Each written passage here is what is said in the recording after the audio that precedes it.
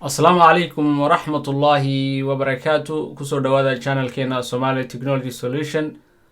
insha allah hadduu ilaahdo maanta waxaan kaga hadlanaa waxa loo yaqaano web meeting. channelkeena Somali Technology Solution hadaad ku cusub tahay subscribe ka saar beelkana shido si aad u heshid casharadii ugu dambeeyay ood noqotid kuwa u hor daawada. hala hilmaamin inaad like saartid barnaamijka lana wadaag walaalahaaga Soomaaliyeed si ay uga faa'iidaystaan. waa mahadsantihiin. softwareda web meetingka loo isticmaalo ayaan rabnaa inaan ka hadlo sababtoo ah waa waxbarasho online ayaa lagu dhigi karaa, dadka ayaa ku sheekaysan karaa, waxbaa la isku weydaarsan karaa. waqtiyada xaadirka ee coronavirus ku jira way kasii fiican tahay si aad online casharada ugu gudbisid ardaydaada, ciddii asxaabta aad kula kulantid. web meeting ayaan eegi doonaa kuwa freega iyo kuwa lacagta ah, saddex kamid ayaan isbarbar dhigi doonaa hadduu ilaahay idhaahdo insha allah. haddaan ka bilaabo ka koobaad web meeting oon idhaahdo next, waxaan isbarbar dhigi doonaa compare and contrast. waxaan compare waa isbarbardhig waxyaalaha iskaga midka yihiin, contrast iyo waxyaalahay ku kala duwan yihiin. google meeting mid la yidhaahdo jira, haddii aad gmail leedahay waad isticmaali kartaa, waa free bilaa lacag weeyi. saaxiibka hadduu haysto google meeting isagana wuu isticmaali karaa. waxaa kaloo leeyahay google waxa kaloo kaga fiican yahay, wuxuu leeyahay wax la yidhaahdo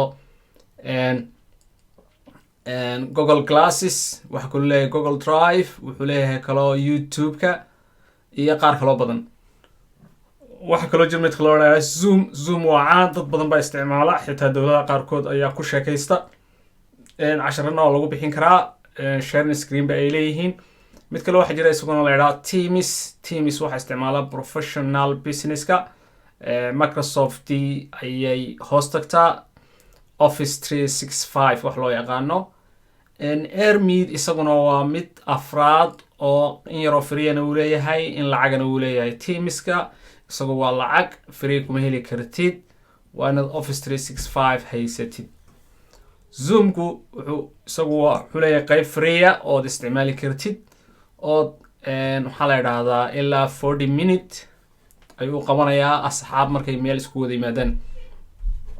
google meeting isagu waxa weeye waa bilaa time, in badan ay iskaga jiri kartaa. teamska saan sheegay wuxuu leeyahay isagu wax la yidhaahdo whiteboard ayaa ku dhex jirta, so collaboration uu leeyahay. zoom sidoo kale iyaduna way leedahay, google meetingna wuu leeyahay. airmeet isagu wuxuu kaga duwan yahay, waan arki doonaa. aan ku bilaabo google meet.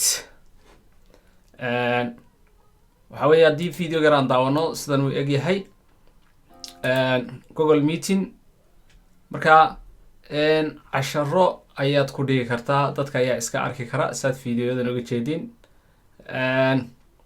so howlahaad qabato ayaad qofka la sheer garayn kartaa.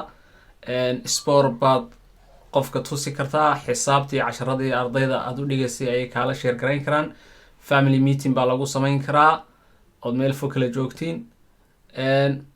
waxyaalo badan ayuu leeyahay, so meeting baa lagu sameeya isagana. haddii aan uga sii gudubno qaybta kale, zoomku isaguna waa nuuc isna professional ah oo aada u caana. waxaa isticmaala isagana shirkadaha kala duwan. zoom meetingka ayaa loo isticmaalaa, qofbaa halkan kasoo hadlaya in businesska ayaad ku arki doontiin. gabadhaas iyadoo meesheeda joogta iyadna mobilkeeda kasoo geli kartaa. any device internetka ku xidhan, tablet, computer, laptop, phone, wax kasta ood jeceshahay ambaad haysatid ayaa kasoo geli kartaa isagana. waxaan kaloo fiirinaynaa qaybta kale, teamska isagu ka duwan yahay. waa inaad haysatid office 365 ay weeyaan, oo businesska ayaad ku arki doontiin hadduu ilaa insha allah. iyadoo faahfaahsan ayaan ka hadli doonaa mar kale. noocyo waxay leedahay fara badan, marka inta badan waxaad ku arkaysiin businesska sidan. waxaad ku arki kartiin iyada oo sidan u eg chatting bay leedahay, video calling bay leedahay, waxay kaloo leedahay whiteboard ba ku jira, group meeting bay leedahay iyo qaar kale ayay leedahay ood ka heli kartaa haddii aad u baahatid. haddii aan uga sii gudubno qaybta kale ee Airmeet la yidhaa, Airmeetku isagu wuxuu kaga duwan yahay, wuxuu leeyahay maxaa la yidhaahdaa qaybo galaasyo. meeting ayaad samayn kartaa, laakiin arday fara badan haddaad haysatid oo aan isku grade ahayn oo kala sarsareeya, waxaad u kala qaybin kartaa kuraasi kala duwan ayuu isaguna leeyahay. faa'iidadaasuu leeyahay isaguna, oo casharadan qofka macalinka ah ee galaasyo tegtegi lahaa ayaad waxaad leedahay soo gala, kadibna galaasyad u samaynaysaa, kadibna isma arki karaan. waad kala qaybin kartaa, laakiin adigu kolba galaas ayaad u dhigi kartaa. kan haddaad layli siisid, kuwa kalena laylis ayaad siin kartaa waqti kale. intay layliska ka shaqeynayaad kuwa kale usii sharaxi kartaa casharada. marka faa'iidadaasu isaguna leeyahay, waa free software.